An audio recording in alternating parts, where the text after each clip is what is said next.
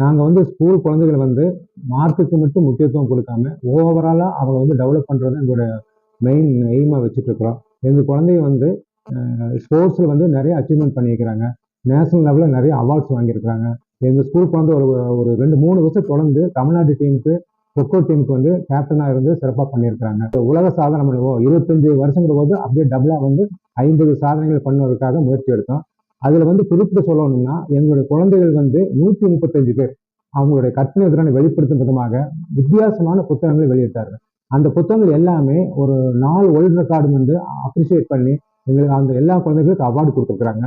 இந்த முயற்சி வந்து இதுவரைக்கும் உலகத்திலேயே யாரும் செய்யாத ஒரு முயற்சி ஆகும். அது கிடைச்ச பாராட்டு வந்து எண்ணிக்கை சொல்லவே முடியாது. அந்த அளவுக்கு நிறைய ஸ்கூல்ஸ் நிறைய பேரண்ட்ஸ் ரொம்ப அப்ரிஷியேட் பண்ணாங்க.